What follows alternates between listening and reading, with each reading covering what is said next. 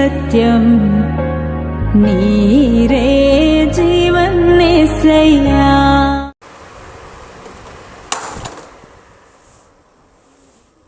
Praise the Lord. கர்த்தரும் இரட்சகரும் மீட்பருமாயிருக்கிற இயேசு கிறிஸ்துவின் நாமத்தில் யாவருக்கும் அன்பின் வாழ்த்துக்கள். தேவன் தாமே ஒவ்வொருவரையும் ஆசீர்வதித்து பாதுகாத்து நடத்துவாராக.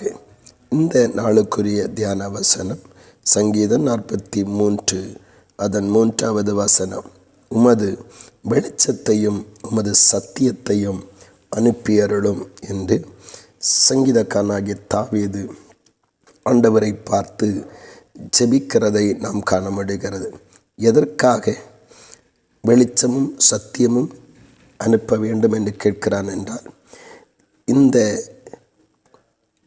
பாதைகள், அவன் கடந்து வருகிற பாதைகள் ஒரு இருள் நிறைந்த அல்லது அறிய முடியாத, அடுத்து என்ன என்று தெரியாத ஒரு பாதையிலே அவன் வந்து கொண்டிருக்கிறான். வாழ்வின் சூழ்நிலைகள், வாழ்விலே அவன் சந்திக்கிறதான சவால்கள் அவனை ஒரு இருளான பாதையை கடந்து வரும்படி செய்கிறது.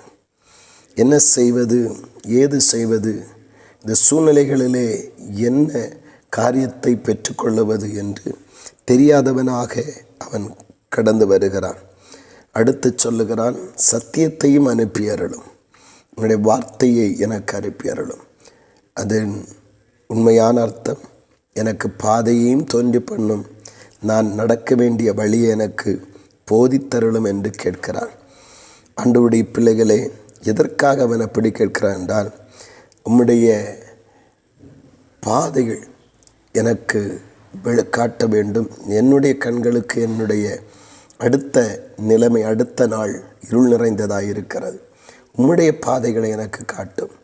உம்முடைய வெளிச்சத்தை எனக்கு அனுப்பி உம்முடைய பாதைகளை எனக்கு காட்டும். வசனத்தை அனுப்பும், எனக்கு சத்தியத்தை அனுப்பும். நான் உம்முடைய வசனத்தின்படி நடந்து உமது சமூகத்தில் வந்து உம்முடைய நாமத்திற்கு நான் நன்றி சொல்லி என்னுடைய மனபாரங்களை எல்லாம் இறக்கி வைக்க என்னை அனுப்பி எனக்கு என்னை போதித்து நடத்தும் என்று சொல்லுகிறான். ஆம் பிரியமானவர்களே, யாருக்கெல்லாம் இந்த ஆவல் இருக்கிறதோ, வழி தெரியவில்லை, நாளைக்கு என்னவென்று தெரியவில்லை, இந்த சூழ்நிலை எங்கே கொண்டு போய்விட விடும் என்று தெரியவில்லை, இருள் நிறைந்த பாதைகள்.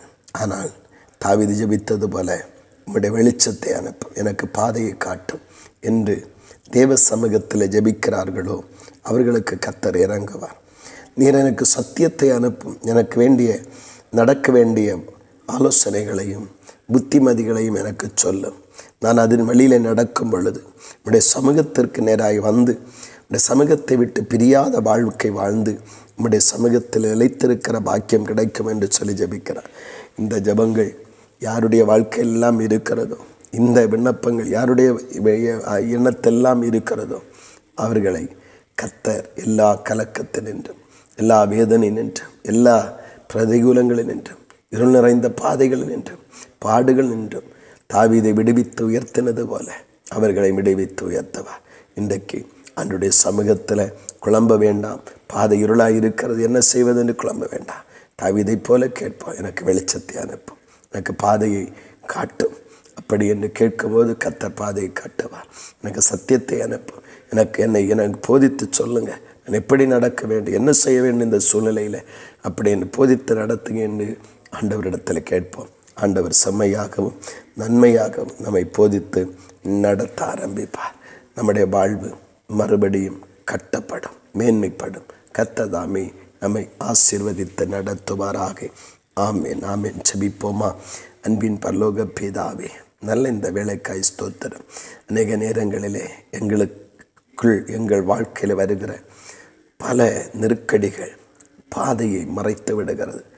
என்ன செய்வது, எங்கு போவது, இதற்குரிய பதில் என்ன, நாளைக்கு என்ன என்று குழம்ப ஆரம்பிக்கிறோம். அநேக நேரத்திலே இந்த சூழ்நிலையில் என்ன செய்வது என்ற ஆலோசனை இல்லாமல் திகைக்கிறோம். தாவீது கேட்பது போல, எனக்கு வெளிச்சத்தையும் சத்தியத்தை அனுப்பும், எனக்கு பாதையை தோன்ற பண்ணி உடைய வசனத்தை அனுப்பி என்னை நடத்தும் என்று சொல்லி ஜெபிக்கிறது போல அடிமையும் தாழ்த்தி ஜெபிக்கிறேன். கர்த்தருடைய மகிமையும் ஆலோசனையை நடத்தி என்னை உயர்த்துகிற அந்த உண்மையான அன்புக்காக ஸ்தோத்திரம். தொடர்ந்து நடத்தும், காத்துக்கொள்ளும். இயேசு கிறிஸ்துவின் மூலம் ஜெபிக்கிறோம் ஜீவனுள்ள நல்ல பிதாவே. ஆமேன், ஆமேன்.